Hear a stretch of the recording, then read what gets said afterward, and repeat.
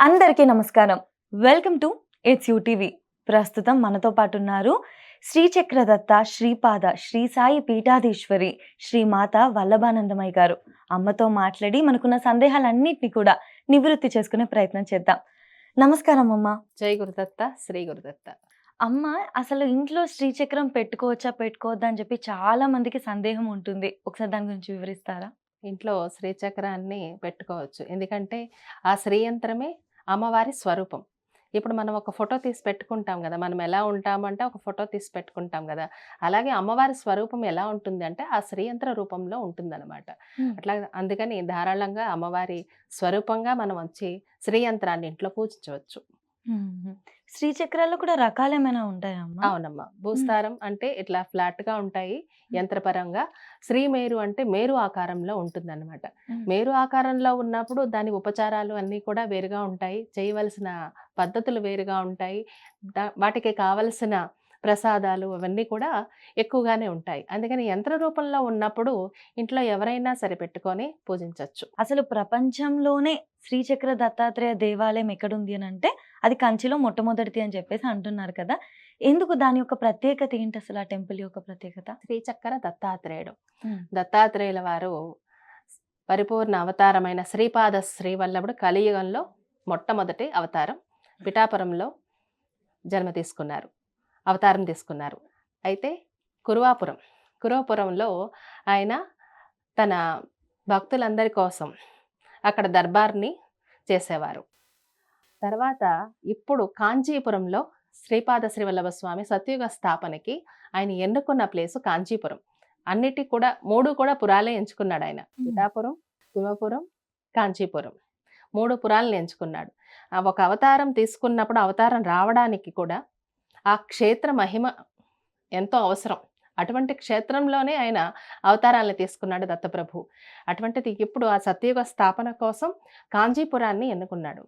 శ్రీపాద శ్రీవల్లభ స్వామి శ్రీచక్ర దత్తాత్రేయుడుగా తన రూపాన్ని చూపించి పదే పదే స్వప్నంలో ఆ రూపాన్ని చూపించి ఇప్పుడు కలియుగ ప్రభావాల నుంచి మానవాళిని రక్షించడం కోసం, వరల్డ్ ప్రొటెక్షన్ కోసం, సత్యయుగ స్థాపన కోసం శ్రీచక్ర దత్తాత్రేయుడిగా నన్ను ప్రతిష్టాపన చెయ్యని చెప్పేసి ఆజ్ఞాపించడంతో, అది కూడా కాంచీపురంని తను చూపించి ఆజ్ఞాపించడంతో అక్కడ ఈ మందిర నిర్మాణం జరగబోతుంది. శ్రీచక్ర దత్తాత్రేయుడిని అక్కడ ప్రతిష్ఠించడం జరిగింది. ప్రపంచంలోనే మొట్టమొదటిసారిగా వరల్డ్ ప్రొటెక్షన్ కోసం ఎక్కడా మందిరం లేదు.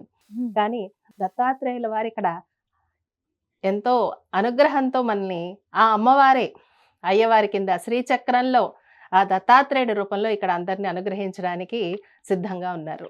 అమ్మ, మనము శ్రీ దత్తాత్రేయ స్వామి గురించి చాలా వింటూ ఉంటాం కదా! అసలు ఆయన ఎవరమ్మా? తెలియని వారికి మీరు ఆయన ఎవరు అని అంటే ఏమని చెప్తారు? బ్రహ్మ, విష్ణు, మహేశ్వరులు ఈ 3 కలిసి ఒక గురు రూపంగా అవతారం తీసుకున్నారు.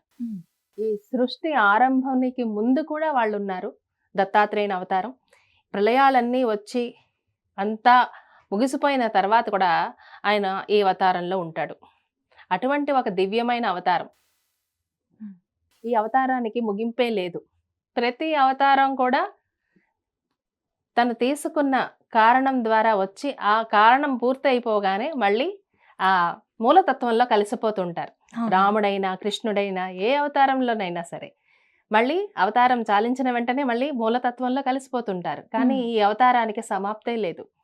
ప్రతి అవతారంలో కూడా రాముడున్నప్పుడు, కృష్ణుడున్నప్పుడు ప్రతి అవతారంలో కూడా దత్త భగవానుడు గురువుగా వస్తూనే ఉన్నాడు. ఇప్పటికీ కూడా ఆయన ఉన్నాడు. అందుకే ఆయనని త్రిమూర్తుల అవతారం అని చెప్పేసి ఆ దైవమే గురువుగా వచ్చిన అవతారం. అమ్మ, ఇప్పుడు నిజంగా ఇందాక మీరు గురువుగా అని అన్నారు కదా, గురు బలం పెరగాలన్నా కూడా దత్తాత్రేయ స్వామిని ఆరాధించండి అని కూడా అంటారు. ఎందుకు గురుతత్వం వచ్చింది అసలు ఇక్కడ? ఒకవైపు దైవం, ఒకవైపు గురువుగా. మనకి ఆ భగవంతుడే అవతారంగా భూమి మీదకి వచ్చినప్పుడు ఆయనకు కూడా గురువు ఎంతో అవశ్యం కదా. కృష్ణుడికి అందరికీ కూడా గురువు ఉన్నారు కదా. అట్లాగే ఆ దైవమే గురువుగా వచ్చిందనమాట. మన మానవాళి ఎన్నో రకాల ఈ కలియుగ బాధలతో మన శక్తి కరిగిపోతున్న కొద్దీ కూడా ఆయన కూడా తన అనంతమైన శక్తిని కుదించుకుంటూ మన కోసం అవతారాలుగా వస్తూ ఉన్నాడు. అట్లాగే దత్తాత్రేయ అవతారం ఈ మానవాళి కోసం మోక్ష మార్గాన్ని, ముక్తి మార్గాన్ని, ధ్యాన మార్గాన్ని, యోగ మార్గాన్ని చూపించడానికి ఆయన వస్తూనే ఉన్నాడు గురువుగా. మనకేదో ఒకటి నేర్పించడానికి ఆ విధంగా అవును. వస్తూనే ఉన్నారు. కానీ ఈ అవతారానికి మాత్రం ఎండ్ అనేది లేదు అంటారు. మనతో హ్మ్. పాటు ఇప్పటికే ఉన్నారు అవును. అంటారు. ఒకప్పటితో పోలిస్తే ఇప్పుడు దత్తాత్రేయ స్వామి పట్ల ఆ ఆరాధన కానివ్వండి, భక్తుల్లో కూడా ఈ మధ్య కాలంలో చాలా ఎక్కువగా పెరిగింది కదమ్మా! దీనికి గల కారణం ఏమై ఉండొచ్చు? కలో శ్రీపాద శ్రీవల్లభ. శ్రీపాద శ్రీవల్లభుడు కలియుగంలో మొట్టమొదటి అవతారం. ప్రతి యుగంలోనూ ఆయన అవతారం ఉంది. హ్మ్. అయితే కలియుగంలో దత్తాత్రేయుల వారి మొట్టమొదటి అవతారం శ్రీపాద శ్రీవల్లభ అవతారం. ఓకే. అయితే మొదటి యుగం నుంచి కూడా హ్మ్. దిగంబర దిగంబర శ్రీపాద వల్లభ దిగంబర అనే నామం హ్మ్. ఫస్ట్ యుగం నుంచి కూడా ఉంది. హ్మ్. అయితే ఆయన కలియుగంలో అవతారం తీసుకున్నాడు. అయినా కూడా మొదటి యుగం నుంచి కూడా ఈ నామాన్ని జపిస్తూనే ఉన్నారు. కలో శ్రీపాద శ్రీవల్లభ అని భవిష్యత్ పురాణంలో ఉంది. హ్మ్. అంటే ఈ కలి యుగానికి హ్మ్. శ్రీపాద శ్రీవల్లభుడే పరిపూర్ణ దత్తావతారం. ఆయనే దైవం అని చెప్పి మనకి అందరికీ తెలియాలి. ఇప్పుడు దత్తాత్రేయ స్వామిని ఎవరైతే పూజించాలి అని అనుకుంటున్నారో, ఆయన యొక్క గొప్పతనం కానీ, ప్రత్యేకత గాని తెలుసుకున్నాక ఖచ్చితంగా పూజ చేయాలి అన్న భావన కలుగుతుంది. మరి అటువంటప్పుడు అసలు ఆయన యొక్క పూజా విధానం ఏ విధంగా ఉంటుంది? ఏ రోజు చేయాలి? అంటే ఒక్కొక్క రోజు ఒక్కొక్క దేవుడికి అన్నట్లుగా మనం మొక్కుకుంటా ఉంటాం కదా! ఈ స్వామికి పూజ చేయాలంటే ఏ రోజు చేయాలి? ఎలా చేయాలి? ఆ దిగంబర అవతారం ఆయన. హ్మ్. ఈ అంబరం అంతా కూడా ఆయన వస్త్రాలుగా చేసుకున్నాడు. హ్మ్. ఆయనకి నియమాలు ఎటువంటి ఏమీ లేవు. హ్మ్. స్మరణ మాత్రాన హుహు. సంతోషపడిపోతాడు. హ్మ్. స్మరిస్తే చాలు. ఆయన నామాన్ని జపిస్తుంటేనే చాలు. హ్మ్. ఇలా విన్నానమ్మా యాక్చువల్‌గా స్మరిస్తే చాలు ప్రత్యక్షమైపోతారు. అంత ఇది అని చెప్పేసి. ఏవైనా ఎగ్జాంపుల్స్ ఉన్నాయమ్మా? ఉదాహరణలు ఎప్పుడైనా ఎవరికైనా ఇలాగ జరిగిందా? మీ దగ్గరకొచ్చి చెప్పారా? చాలా మందికి జరిగాయి. ఆ కాలం నుంచి కూడా జరుగుతూ ఉన్నాయి. హ్మ్. దలాదన మహర్షి అనే ఆయన హ్మ్. స్మరణ మాత్రాన సంతుష్టుడైపోతాడా అని స్మరించాడు. స్మరించగానే ఆయన ప్రత్యక్షమై వజ్ర కవచాన్ని అందించాడు. హ్మ్. దత్తాత్రేయుల వారే స్వయంగా అందించింది దత్తాత్రేయ వజ్ర కవచం. ఓకే. ఓకే. ఇంకా 24 గురువుల సిద్ధాంతం అని చెప్పేసి కూడా వింటూ ఉంటాం కదమ్మా! దాని గురించి ఏమైనా చెప్తారా? దత్తాత్రేయ భగవానుడు ఈ ప్రకృతినే తన గురువుగా ఎంచుకున్నాడు. ఈ ప్రకృతిలో ఏవైతే ఉన్నాయో హ్మ్. వాటన్నిటి నుంచి కూడా ఒక్కొక్క దాని నుంచి ఒక్కొక్క హ్మ్. నీతిని నేర్చుకున్నాడనమాట. ఆయనకి హ్మ్. గురువు లేడు. హ్మ్. కానీ అంత చిన్న చిన్న పురుగు, పుట్ర, పక్షి ఇవన్నిట్ల నుంచి కూడా ఆయన నేర్చుకోవాల్సిన అవసరం ఏముంది? హ్మ్. కానీ వాటన్నిట్ల నుంచి నేను నేర్చుకున్నాను అని చెప్పి హ్మ్. మనం ఎలా ఉండాలో ఆయన చెప్పాడు. ఆయన ఉపదేశాలు ఏవైతే ఉంటాయో అవి మన జీవితంలో ఏ విధంగా మనము ఉపయోగించుకోవచ్చమ్మా? ఆయన జీవిత చరితామృతమే హ్మ్. ఒక పాఠం. హ్మ్. శ్రీపాద శ్రీవల్లభుని చరితామృతం. హ్మ్. ప్రతి ఒక్కళ్ళ హ్మ్. ఇళ్లలో ఉండాల్సిన మహా గ్రంథం అది. హ్మ్. అది గ్రంథం కాదు. ఆయన జీవిత చరిత్ర కాదు. ఓకే. దాంట్లో ఒక్కొక్క అక్షరము కూడా బీజాక్షరంతో సమానం. హ్మ్. ఈ కలియుగంలో మానవులంతా కూడా హ్మ్. ఎన్నో బాధలను అనుభవిస్తూ ఉంటారు కదా! ఏ గురువు దగ్గరికెళ్ళాలి? ఏ గురువుని ఆశ్రయించాలి? ఎక్కడికి వెళితే మన బాధలు తీరుతాయి? అని కష్టపడే సమయంలో శ్రీపాద శ్రీవల్లభులు ఈ కలియుగం అంతమై సత్యయుగం వచ్చేటప్పుడు నా అవతారం బయటికొస్తుంది. హ్మ్. అప్పుడే జనులందరూ నా పారాయణ చేసుకోవడానికి వీలుగా ఆయన చరితామృతాన్ని మనకందించారు. హ్మ్. ఒక్కొక్క అక్షరం కూడా బీజాక్షరంతో సమానమనమాట. హ్మ్. ఆహ్, అది పారాయణం చేసేటప్పుడు శ్రీపాద శ్రీవల్లభ స్వామి చరితామృతం పారాయణం చేసేటప్పుడు మనం చదువుతుంటాం కదా! హ్మ్. మనలో ఉన్న కర్మలంతా కూడా దాంట్లో వెళ్ళి శుద్ధమయ్యి, ఆ అక్షరాలు మళ్ళీ తిరిగి మనకి శుద్ధ స్పందనలు అందిస్తాయన్నమాట. దాంట్లోనే మన ఓకే. చాలా కర్మలు తీరుతూ ఉంటాయన్నమాట. హ్మ్. స్వామి స్వయంగా చెప్పారు. శ్రీపాద శ్రీవల్లభ చరితామృతం అనేది నా ఆత్మతో సమానం. ఓకే. శ్రీపాద శ్రీవల్లభ చరితామృతం ఇంట్లో ఉంటేనే స్వామి ఉన్నట్టే. ఆయన అంత ఆత్మ పవర్‌ఫుల్. ఉన్నట్టే. హ్మ్. అవును. ప్రతి ఒక్కళ్ళ ఇళ్లల్లో కూడా ఆయన శ్రీపాద శ్రీవల్లభ చరితామృతం ఉండడం ఎంతో ముఖ్యం. ఈ కలియుగం ఒకప్పటితో పోలిస్తే ఎందుకు ఇప్పుడే ఈ విధంగా అవుతుంది అని అన్నదానికి దీనికి సమాధానంగా భావించొచ్చు. ఈ కలియుగంలో చాలా అవసరమైంది. ఆ! ఇంకా ఎవరైనా ఇప్పుడు ఇది గురువుకు సంబంధించింది కాబట్టి ఎక్కువ శాతం పిల్లల్ని ఆరాధించమని అనడం వింటూ ఉంటాము. పిల్లలకి ఇది నేర్పించండమ్మా, జపం చేయమని చెప్పండి, స్మరించమని చెప్పండి అని. అసలు స్వామివారిని మనము ఆరాధించడం వల్ల ఎటువంటి ఫలితాలు కలుగుతాయి ఒక భక్తులకి? గురు బ్రహ్మ, గురు విష్ణు, గురుదేవో మహేశ్వర. గురు సాక్షాత్ పరబ్రహ్మ తస్మై శ్రీ గురువే నమః. హ్మ్. మొట్టమొదటి శ్లోకమే అదే కదా! హ్మ్. అప్పుడు ఆ దైవమే మనకి గురువుగా వచ్చాడు దత్తాత్రేయుల వారు. హ్మ్. దేవతలందరికీ కూడా ఆయన గురువు, హ్మ్. మనకు మాత్రమే కాదు. అవును. ప్రతి ఈ భూమండలం మీదే కాదు, ఎన్నో లోకాలు ఉన్నాయి కదా, అవును. అన్నిటి మీద కూడా ఆయన ఆయన అవతారం ఉంది. ఓకే. ఆయన అవతారం ఉంది. అటువంటప్పుడు అంటే చిన్నపిల్లలు అప్పటి నుంచి కూడా మనం ఆ గురు స్మరణ అలవాటు చేస్తే హ్మ్. ముక్తి మార్గం, మోక్ష మార్గం, ధర్మ మార్గం అన్నీ కూడా ఆ పిల్లలకి అర్థమవుతూ ఈ ఈ జీవితాన్ని ఎలా సార్థకం చేసుకోవాలి, ఈ హ్మ్. జీవితం కష్టాల్లో నుంచి ఎలా బయటికి రావాలి, హ్మ్. జీవన ముక్తి స్థాయికి మనం ఎలా వెళ్ళాలి అనేది వాళ్ళకి అర్థమవుతుంది. చాలా విషయాలు నేర్చుకునే ఇది ఉంటది. చిన్నప్పటి నుంచి నేర్చుకోగలిగితే. తన చరితామృతంలో ఎటువంటి వాటిల్ని ఓర్చుకున్నాడు, హ్మ్. ఎలా వాటిల నుంచి బయటపడ్డాడు, హ్మ్. తన ఆధ్యాత్మిక శక్తిని ఎలా ఎక్కడెక్కడ చూపించాడు, ఆ యోగ మార్గాలేంటి, ఆ యోగ రహస్యాలేంటి, ఆ హ్మ్. దైవిక శక్తులు ఏంటి అనే విషయాలన్నిటిని కూడా ఆ ఒక్క చరితామృతం చదివితేనే మనకి అవగతమవుతాయి. ఆయనకుండే భక్తులు ఎందరో. ఆ భక్తులలో ఎవరిదైనా కథ ఉందా అమ్మ? అందరూ తెలుసుకోవాల్సిన కథ ఏదైనా? ఆ భక్తుల్లో ఎవరిదన్నా ఆ! కథ కథ. అంటే ఒక్కొక్కళ్ళది మీరు ఒక్కొక్క అనుభవం, హ్మ్. అందరిది ఒక్కొక్క కథే, నాది కూడా ఒక కథే. మీ కథ చెప్పండి. శ్రీపాద శ్రీవల్లభ స్వామి అంటే ఎవరికీ తెలియదు. హ్మ్. అయితే 2003లో ఆయన స్వామివారు స్వప్న దర్శనం ఇచ్చారు. హ్మ్. ఆయన పాదుకా దర్శనం అవుతూ ఉండేది. హ్మ్. కానీ స్వామి ఎవరికీ తెలీదు. 2000లో ఆయన 2000లోనే స్వామివారి మందిరం బయటకొచ్చింది. ఓకే. హ్మ్. 2004, 3 ఆ టైంలోనే చరితామృతం బయటకొచ్చింది. హ్మ్. శ్రీపాద వల్లభ చరితామృతం. హ్మ్. అంటే స్వామివారు 700 సంవత్సరాల ముందే అవతారం తీసుకున్నారు. కానీ అప్పుడు రాలేదు బయటికి. హ్మ్. కలియుగ మానవాళికి ఎప్పుడైతే అవసరమో అప్పుడే నేను బయటికొస్తాను, హ్మ్. అప్పుడే నా చరితామృతం బయటకొస్తుంది, నా సంస్థానంలో ఏ ఏ విగ్రహాలు ప్రతిష్ఠించబడతాయి, ఎవరు వచ్చి ప్రతిష్ఠిస్తారు, ఎప్పుడు నా బయటకొస్తుందనే విషయాలన్నిటిని కూడా ఆయన ముందుగానే చెప్పడం జరిగింది. హ్మ్. ప్రతి ఒక్క గురువు కూడా, ఏ దైవము కూడా నేను మళ్ళీ తర్వాత అవతారంలో ఇలా వస్తాను, ఈ రూపంలో వస్తానని ఎవరూ చెప్పలేదు. కానీ ఈ దత్తాత్రేయుల వారు శ్రీపాద శ్రీవల్లభ అవతారంలో రెండో అవతారంలో నేనిలా హ్మ్. మహారాష్ట్రలో వస్తాను, కరంజాలో ఇట్లా ఒక్కొక్క ఆయన అవతారాలన్నీ కూడా ఎక్కడెక్కడ వస్తాయనేది ముందుగానే తెలియజేశారు. హుహు. అటువంటి ఒక అద్భుతాన్ని మనం దత్తాత్రేయులు భగవాన్ ఆ దత్త సాంప్రదాయంలోనే చూడవచ్చు. హుహు. చక్కగా ముందే చెప్పారు. ఎక్కడ వస్తారు, ఏంటి అన్న వివరణ కూడా ఉంది. అవునమ్మా. అది నా కథనే తీసుకుంటే హ్మ్. మొట్టమొదటిసారిగా ఆయన పాదుకా దర్శనం అవుతూ ఉండేది హ్మ్. 2003లో. అమ్మ ఆ మీరు అంతకుముందు ఒక సాధారణ గృహిణి కదమ్మా!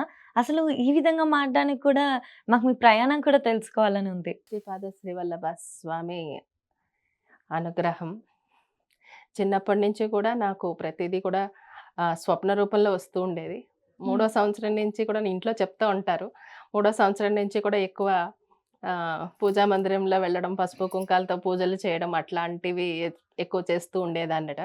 అట్లా నేను ఫోర్త్, ఫిఫ్త్ ఆ టైంలో నాకు ప్రతీదీ కూడా కల్లో రావడం జరిగేది. ఓకే. అది అవ్వడం జరిగేది. హ్మ్. ఎందుకు జరుగుతుంది కూడా తెలీదప్పుడు.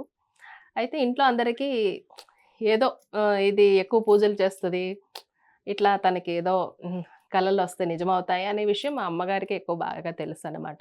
అయితే నేను ఎక్కువ పూజలు చేసేదాన్ని. చిన్నప్పుడు ఆడుకునేటప్పుడే నేను ఏంటంటే, ఎవరైనా ఏదైనా పూజలు చేస్తుంటే అవి చూసి నేర్చుకొని మళ్ళీ హ్మ్. నేను చేసుకునేదాన్ననమాట. హ్మ్. అట్లా. అట్లాగా చిన్నప్పటి నుంచి కూడా ఎక్కువ పూజలు చేయడం. హ్మ్. అమ్మవారు ఏ పటాన్ని చూసినా, ఏ చిత్రపటాన్ని చూసినా, ఏ అమ్మవారిని చూసినా, ఏ గుడికి వెళ్ళినా కూడా ఆ దైవం నాతో మాట్లాడుతున్నట్టు అనిపించేది. హ్మ్. అయితే అది నాతోనే అట్లా జరుగుతుందా? మిగతా వాళ్ళకి కూడా అట్లా జరుగుతుందా? అనేది అప్పుడు నాకు తెలీదు. అయితే నేను నైన్త్ క్లాస్‌లో ఉన్నప్పుడే నాకు లలితా ఉపాసన మా పక్కింటి ఒక సిద్ధాంతి గారు ఉండేవారు. ఆయనకి నా గురించి ఏదో హ్మ్. తెలుస్తది కదా అవును. పెద్దవాళ్ళకి. అప్పుడు నన్ను కూర్చోబెట్టుకొని లలితా ఉపాసననిచ్చారు. హ్మ్. అప్పటి నుంచి కూడా అమ్మవారి ఉపాసనలో ఉన్నాను. హ్మ్. ఆ తర్వాత మ్యారేజ్ అయిన తర్వాత 97లో చెన్నై వెళ్ళాను. హ్మ్. ఆ తర్వాత స్వామివారు 2003లో స్వప్న దర్శనం ఇచ్చారు. పాదుకా దర్శనం హ్మ్. అవుతూ ఉండేది ఒక సంవత్సరం పాటుగా.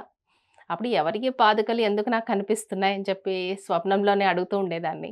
ఎవరివనేది కూడా తెలీదసలు. ఎవరివని తెలీదు. శ్రీపాద వల్లభుడే తెలీదు కదా! ఎవరికీ అవునవును. తెలీదు కదా! హ్మ్. ఒక తెలియని దైవం. ఒక గురు స్వరూపం. ఈ ప్రపంచాన్ని, ఈ విశ్వానికే దైవమైన ఆ దత్త భగవానుడు నా స్వప్నంలో వచ్చి నన్ను ఎన్నుకున్నాడంటే అది నేను చేసుకున్న మహద్భాగ్యం. ఆయన ఇచ్చిన కార్యక్రమాన్నే ఇప్పుడు నిర్వహించడం జరుగుతుంది. మ్మ్. ఇప్పుడు ప్రపంచంలోనే మొదటి టెంపుల్ శ్రీచక్ర దత్తాత్రేయ టెంపుల్ కంచిలో ఉంది. ఆ, ఎందుకు స్పెసిఫిక్ గా కంచిని ఎంచుకోవడం జరిగిందమ్మా? కంచి భూమండలానికి నాభిస్తాను. ప్రతిదీ కూడా తల్లి గర్భం నుంచి పుడుతుంది అంటారు కదా, అట్లాగా ఈ సత్యుగ స్థాపన అక్కడ పుట్టాలనేది స్వామివారి ఉద్దేశం కాబట్టి అక్కడ కాంచీపురాన్ని ఎన్నుకున్నారు. అమ్మ ఇంకొక మాట అమ్మ, ఎవరైనా ఒక్క శ్రీచక్రం పెట్టుకుంటారు, కాకపోతే కోటి శ్రీచక్ర ప్రతిష్టాపన అసలు ఎందుకమ్మా? ఏంటి విశేషం ఏంటి? చెప్పాను కదమ్మా, ఇప్పుడు సత్యయుగ స్థాపన జరగాలనేది శ్రీపాద శ్రీవల్లభుని వారి మహాసంకల్పం. ఆ మహాసంకల్పం నన్ను ఆదేశించింది ఈ కోటి శ్రీచక్ర ప్రతిష్టాపన మహాయజ్ఞం చేయమని చెప్పి. ఆ కంచిలో శ్రీచక్ర దత్తపీఠం మన మందిరంలో కోటి శ్రీచక్రాలని ప్రతిష్ఠించడం జరుగుతుంది. ఈ మహాప్రళయాల నుంచి ఆపడం కోసం స్వామివారి ఆజ్ఞ. అది నేను ప్రతి చోట కూడా ఈ అన్ని ఊళ్ళల్లో అన్ని రాష్ట్రాల్లో కూడా ఈ మహాయజ్ఞాన్ని తీసుకుని వెళ్ళి అక్కడ అందరి చేత కూడా వాళ్ళ వాళ్ళ చేతుల మీదుగా ఈ శ్రీయంత్ర పూజలను చేయించి అవన్నీ తీసుకొచ్చి ఇక్కడ కంచిలో ప్రతిష్ఠించడం జరుగుతుంది. కోటి శ్రీచక్ర ప్రతిష్టాపన అయితే జరుగుతుంది. మరి ఈ శ్రీ కోటి చక్ర ప్రతిష్టాపన ఏదైతే ఉందో ఈ మహాయజ్ఞం అసలు ఎక్కడెక్కడ జరుగుతుంది, ఎలా చేస్తున్నారు, ఎవరైనా పాల్గొనాలంటే కూడా ఏ విధంగా అవ్వచ్చమ్మా? కోటి శ్రీచక్రాలు ప్రతిష్ఠ చేయడం అనేది ఇక్కడ కంచి పీఠంలో జరుగుతుంది. అయితే ఈ కోటి శ్రీచక్రాల్ని అందరూ ప్రతి ఒక్క ఆత్మ కూడా దీంట్లో పార్టిసిపేట్ చేయాలి, ప్రతి ఒక్క జీవికి కూడా ఈ భాగ్యం దక్కాలి అనేది. ఇప్పుడు మనం ఒక మందిరానికి ఒక ఇటుక రాయో ఇస్తే కూడా మనకి ఎంతో పుణ్యం అంటారు కదా, అట్లాంటిది ఒక శ్రీయంత్రం ఒక మందిరంలో ప్రతిష్ఠించాలి అంటే అది ఎంత గొప్ప విషయం. అటువంటిది కోటి శ్రీయంత్రాలు ఇక్కడ ప్రతిష్ఠిస్తున్నాం. ఒక శ్రీయంత్రాన్ని ఏదైనా మనం ఒక గుడిలో ప్రతిష్ఠించగలమా? దానికి ఎంతో ఖర్చుతో కూడుకున్న ప్రయాస కదా. అయితే ఇక్కడ శ్రీయంత్రాల్ని ప్రతి ఒక్కళ్ళకి కూడా మేము ఇచ్చి వాళ్ళ చేతుల మీదగా పూజ చేయించి అవి తీసుకెళ్ళి కంచిలో ప్రతిష్టాపన చేయడం జరుగుతుంది. ఎవరైనా పాల్గొనాలంటే అమ్మ ఏ విధంగా? తప్పకుండా నేను నా ఫోన్ నెంబర్స్ ఇస్తాను, వాళ్ళు దానికి సంప్రదించి కనుక్కోవచ్చు. అంటే మీరు భక్తులతోనే పూజ చేపించి వాటిని తీసుకెళ్లి కంచిలో ప్రతిష్టాపించడం జరుగుతుంది. ఓకే ఓకే, చాలా చక్కగా అందరూ కూడా హ్యాపీగా ఫీల్ అవుతారు. అక్కడికి వచ్చిన వాళ్ళు కూడా ఎవరైనా శ్రీయంత్రాలు పూజ అడిగారంటే కూడా అక్కడ కూడా మేము చేయిస్తాం. సాధారణంగా ఇది పాసిబుల్ అవ్వదు, అంత చాలా కష్టమైంది. కాకపోతే ఇక్కడ ఆ అదృష్టం అనేది భక్తులకు లభిస్తుంది. వాళ్ళు పూజ చేసిన శ్రీచక్రం అక్కడ కంచి పీఠంలో ప్రతిష్టాపన జరగడం అని అంటే, ఒక శ్రీయంత్రం కంచిలో ప్రతిష్టాపన చేయాలంటేనే అది మహా అద్భుతం కదా, ఎంతో పుణ్యం. అమ్మ ఇంకొకటి నేను విన్నది ఏంటి అంటే 16 అడుగుల శ్రీపాద శ్రీవల్లభ స్వామి విగ్రహం తయారు చేస్తున్నారని విన్నాను, నిజమేనా అమ్మా? అవునమ్మా, 16 అడుగుల శ్రీపాద శ్రీవల్లభ స్వామి పంచలోహ విగ్రహం తయారవుతుంది. ఆ 16 అడుగుల స్వామి కింద ఈ శ్రీయంత్రాలు ప్రతిష్ఠిస్తాము. అక్కడ అమ్మవారు కూడా రాబోతుంది, లలితా పరమేశ్వరి.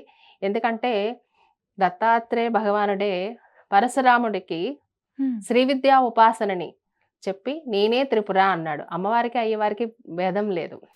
పురుష రూపంలో దత్తాత్రేయుల వారి రూపంలో ఉన్నాడు, స్త్రీ రూపంలో లలితా త్రిపుర సుందరి రూపంలో ఉన్నది ఆయన. ఇక్కడ గురు రూపిణిగా ఇక్కడ కంచిలో ఒక పక్క కంచి కామాక్షి అమ్మవారు ఉంది, ఇక్కడ పురుష రూపంలో దత్తాత్రేయుడు శ్రీచక్ర దత్తాత్రేయుడుగా కంచిలోనే ప్రపంచంలోనే మొట్టమొదటిసారిగా శ్రీచక్ర దత్తాత్రేయుడు. ఈ పీఠంలో కోటి శ్రీచక్ర ప్రతిష్టాపన మహాయజ్ఞ కార్యక్రమంలో ప్రతి ఒక్కళ్ళు కూడా పాల్గొనొచ్చు. అమ్మ ఎందుకని 16 అడుగులే? అలాగా 16 అడుగులు అని స్వామివారు నిర్ణయించారు, 16 అడుగుల్లోనే తీసుకురమ్మని. అంటే ఏది కూడా మనం చేద్దాం అనుకుంటే అది సాధ్యమయ్యే పని కాదు. కోటి శ్రీచక్రాలు ప్రతిష్ఠించడం అనేది కూడా మన చేతుల్లో లేదు, 16 అడుగులు చేయించడం అనేది కూడా మన చేతుల్లో లేదు. అది శ్రీపాద శ్రీవల్లభుని ఆజ్ఞ, ఆయన మహాసంకల్పం. ఆ సంకల్పం ఖచ్చితంగా నెరవేరుతుంది. మనం సమిధులై పనిచేస్తున్నాం. 16 అడుగులు అంటే 16 కళలు. మనలో ఉన్న 16 కళలు కూడా స్వామివారి ముందు మనం ధ్యానం చేసినప్పుడు మనలో ఉన్న 16 కళలు స్వామిలోకి వెళ్ళి అక్కడ శుద్ధ చైతన్యంగా మారి మనకి మళ్ళీ తిరిగి ఆ కళలను పొందుతాం అన్నమాట. అట్లాగా స్వామివారు ఆజ్ఞాపించడం జరిగింది. ఆ 16 అనే సంఖ్యలో కూడా మనం ఏమంటారు ఏదైనా సరే విశేషం ఉంది. 16, 116, అవును. 1116 ఇట్లాగే ఇస్తుంటాం కదా. ఆ 16 సంఖ్యకి చాలా అద్భుతమైన విశేషం ఉంది. స్వామివారు ఎప్పుడు కూడా 16 హ్మ్. వయసు హ్మ్. బాలుళ్లాగే కనిపిస్తూ ఉంటారు. హ్మ్. అవునమ్మా. చక్కగా దత్తాత్రేయ స్వామి గురించి చెప్పారు. అంతే కాకుండా ఈ ప్రపంచంలోనే మొట్టమొదటి పీఠం ఏదైతే ఉందో శ్రీచక్ర దత్తాత్రేయ స్వామి వారిది. దాని యొక్క విశిష్టత కూడా చాలా చక్కగా చెప్పడం జరిగింది. అమ్మ ఎవరైనా దత్తాత్రేయ స్వామిని ఇప్పుడు పూజ చేసుకోవాలి అని అనుకుంటే వాళ్ళు పాటించవలసిన నియమాలేంటి? ఎటువంటి పూజ చేసుకుంటే బావుంటుంది? శ్రీచక్ర దత్తాత్రేయ దిగంబర శ్రీపాద శ్రీవల్లభ స్వామి ఇప్పుడు కలియుగ ప్రభావాలు అంటకుండా హ్మ్. ఈ వరల్డ్ ప్రొటెక్షన్ కోసం ఇచ్చిన మంత్రాన్ని అందరికీ అందించమని చెప్పారు. హ్మ్. దిగంబర దిగంబర శ్రీపాద వల్లభ దిగంబర దిగంబర దిగంబర శ్రీచక్ర దత్తాత్రేయ దిగంబర. హ్మ్. ప్రతి ఒక్కళ్ళు కూర్చొని గంటలు గంటలు పూజ చేసుకునే టైం ఎవరికీ లేదు ఇప్పుడు. అవును. నామస్మరణ హ్మ్. ప్రతి నిత్యం కూడా ఈ నామం జపించుకోండి. ఎందుకంటే ఇప్పుడు ప్రపంచం రాబోయే ప్రళయాల నుంచి రక్షించడం కోసం మానవాళికి హ్మ్. ఈ మంత్రాన్ని స్వామి ఇవ్వడం జరిగింది. హ్మ్. ఈ మంత్రం జపిస్తూ ఉంటే మన చుట్టూ ప్రొటెక్షన్ లేయర్ లాగా ఏర్పడుతుందన్నమాట. శ్రీ చక్ర దత్తాత్రేయ దిగంబర. హ్మ్. ప్రతి ఒక్కళ్ళు కూడా ఈ టైంలో జపించాల్సిన అవసరం ఎంతో ముఖ్యం. హ్మ్. స్వామివారు ఈ సందేశాన్ని అందించమని ఆజ్ఞాపించడంతో ఇది ప్రపంచం అందరూ కూడా ఈ మంత్రాన్ని జపించాలి. ఇప్పుడు రాబోయే ప్రళయాలంటే కరోనా ఇట్లాంటివి ఎన్నో వస్తున్నాయి కదా. మనకు తెలియదు ఏ టైంలో ఏం జరుగుతుందనేది. అవును. అందుకే ఈ ప్రళయాలని హ్మ్. ఆపడం కోసమే కోటి శ్రీచక్ర ప్రతిష్టాపన యజ్ఞం అక్కడ చేయిస్తున్నాడు. హుహు. అంటే ఒక సిమ్ కార్డ్ మనం ఎక్కడ పెడితే అక్కడ వర్క్ చేస్తుంది కదా. హ్మ్. అట్లాగా ఆ నాభి స్థానంలో ఈ కోటి శ్రీయంత్రాలను మన ప్రతిష్టాపన చేసినప్పుడు ఈ ప్రళయాలు ఆగుతాయని స్వామివారు చెప్పారు. అందుకనే ఇప్పుడు ఇంకా తొందరగా కూడా ఈ యజ్ఞాన్ని పూర్తి చేయాలని అనుకుంటున్నాం. ఖచ్చితంగా చక్కగా అయిపోతుందమ్మా అంతా కూడా. ఎందుకంటే స్వామివారు అనుకున్నది కాబట్టే ఇదంతా జరుగుతుంది. ఆయన అనుకున్నారంటే ఖచ్చితంగా జరిగిపోతుంది కూడా. అమ్మ మీరు దత్తాత్రేయ స్వామి భక్తులకి ఏమైనా సందేశం ఇవ్వాలంటే ఏమిస్తారమ్మా? ఆయన స్మరణ మాత్రాన సంతుష్టపడిపోతాడు. అందుకే ఎప్పుడు కూడా నిత్యం కూడా ఆయన్ని స్మరించుకుంటూ ఉంటే చాలు. హుహుహు. నమ్మకంతో, ప్రేమతో ఆయన్ని స్మరించుకుంటూ ఉంటే ఎల్లవేళలా అంటే మనం హ్మ్. ఆయన చేయి పట్టుకునే కంటే ఆయన మన చేయి పట్టుకుంటే మనం ఎంతో అదృష్టవంతులం అవుతాం. అలాగా ఆయన ప్రేమకు మనం పాత్రలు కావాలంటే నిత్యం కూడా ఆయన స్మరణ చేసుకుంటూ ఉండండి. హ్మ్. దిగంబర దిగంబర శ్రీపాద వల్లభ దిగంబర దిగంబర దిగంబర శ్రీచక్ర దత్తాత్రేయ దిగంబర. ఖచ్చితంగా అమ్మ. మీరు చెప్పిన విధంగా అందరూ కూడా చక్కగా పారాయణం చేసుకుంటూ, స్మరించుకుంటూ చక్కగా ఉంటే వాళ్ళు బావుంటారు. వాళ్ళ కుటుంబ సభ్యులు బావుంటారు. కుదిరితే పాల్గొంటే కూడా ఇంకా బావుంటుందని భావిస్తున్నాను. ధన్యవాదాలమ్మ. జై గురుదత్త శ్రీ గురుదత్త.